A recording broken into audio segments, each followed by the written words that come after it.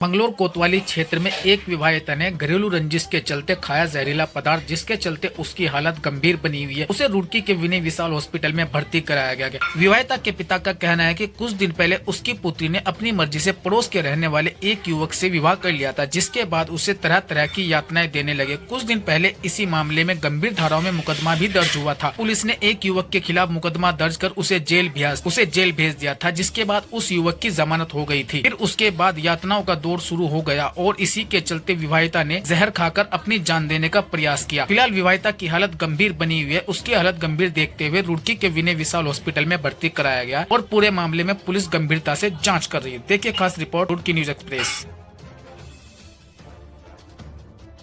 वाजी मेरी लड़की थी नेहा फारूकी। इसने अपनी मर्जी से शादी कर ली थी वही पड़ोस में ही। मोनू नाम का लड़का, मोनू उर्फ आबिद, और आदिल है उसका भाई, और कामिल का लड़का है वो, आलम मेडिकल स्टोर वाले इनमें से है। तो उनने अपनी मर्जी से शादी कर ली थी, कोई बात नहीं। हमने तो जब शादी कर ली तो कोई बात नहीं भाई, वो वहीं उनके साथ रहने लगी। उसको काफ़ी परेशान रखा, बहुत कई दफ़े टॉर्चर करा, थाने में भी गई वो। उसके बाद फिर उसे घर पे भी रखी, फिर वो घर में से भी निकाल दी, वो किराए पे भी रही उस लड़के के साथ।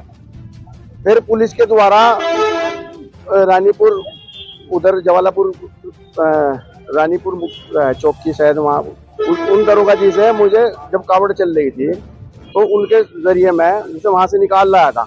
उसने मैसेज भी कर रखे थे कप्तान साहब पे भी, और घर भी करे उनने, इंस्पेक्टर साहब को भी करे। उसके बाद में उसको लिया था तो उसने अपना भी तहरीर लिख के मुकदमा लिखवाया था इनके पूरे परिवार के खिलाफ। उसमें फिर जब वो मुकदमा लिखा गया, ये मुझे कहने लगे कि भाई मुझे पैसा का भी लालच दिया इन्होंने, 15-20 लाख रुपए का, लेकिन पैसा कोई सब कुछ नहीं होता। एक आदमी की जिंदगी खराब कर रहे हैं तुम, पैसा ऐसा नहीं होता कि पैसे से पूरा हो जाएगा। तो इस लड़की ने जो लिखा था सबके खिलाफ, 8-9 आदमी के खिलाफ था, उसके देवर ने भी उसके साथ गलत काम किया, और जेठ ने, मैं सारी बातें बता भी नहीं सकता जो जो उसमें एप्लीकेशन में लिखी हुई थी, मुझे शर्म आएगी।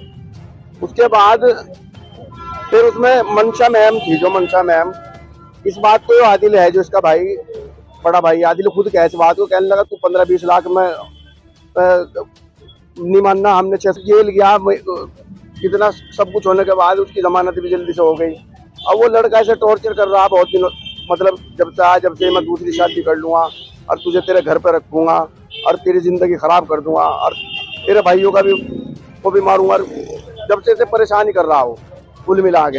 अब इसने आज ऐसा हो गया कि मैं सुबह अपने काम पे चला गया था और एक लड़के का मेरे पेपर था, और कॉलेज में वो पेपर देने गया हुआ था आज, और एक लड़का वो चाचा की अपने ताया के साथ काम पे जाओ वहाँ गया हुआ था। तो इसने जो है ये जहर, वो डॉक्टर साहब जो बता रहे हैं जहर भी खाया और फांसी भी खा ली थी। वो कह रहे हैं कि अभी तो फिलहाल वो सीरियस है, यूँ कह रहे 2-4 मिनट और रुक जाता तो मामला कुछ और होता।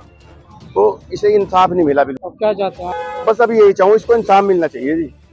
अब ये चाहता हूँ कि जो भी, अब ये ठीक हो गई तो ये खुद कहेगी कि इसे, इसका क्या मसला, खुद बतावेगी वो।